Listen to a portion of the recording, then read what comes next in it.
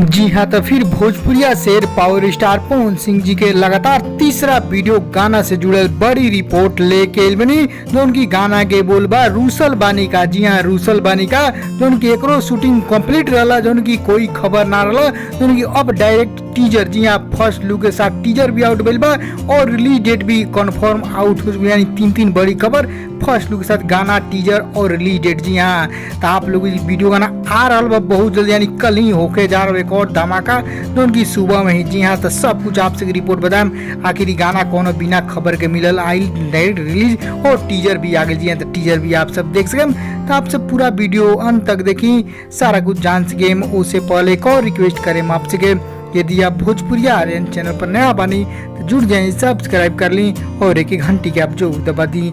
जी हाँ, तो चलिए आप दर्शक फैंस लोग को बता दी नया हम तरो ताजा रिपोर्ट, बड़ी खबर, क्योंकि कल भी और आज भी लगातार दो धमाका भइल वीडियो गाना से खूब तहलका मचलो कि यूट्यूब पर टैब चारों तरफ पवन सिंह फैंस लोग ही जमा बाड़ लो, धूम मचाओ तो लो। अब बारी बाटे कल भी। जी हाँ, कल भी पवन सिंह तहलका मचाओ बने, इस सप्ताह कहल जा खूब धूम मचे वाला बा। अब लगातार तीसरा वीडियो गाना की खबर आ गई। जी हाँ, तो कहल गीत के बोल बटे रूसल बानी का और गीत में स्वर बटे सिर्फ पवन सिंह के और गीतकार संगीतकार के भी नाम जाने, जो गीत बटे अरुण बिहारी जी के लिखल और संगीतकार बनी छोटे बाबा सिंह। जी हाँ, उनकी गाना 23 सितंबर यानी कल दिन बुधवार के आ रहा बा आपसे बीच। जी हाँ, तो कल इहो सुबह में ही आ रहा, सुबह में टाइमिंग के आउट हो चुकी बा 6:15 पर। जी हाँ, 6:15 AM पर सुबह में रिलीज होता आपसे बीच। जी हाँ, तो चैनल के भी खबर जानी कि कौन चैनल पर आई।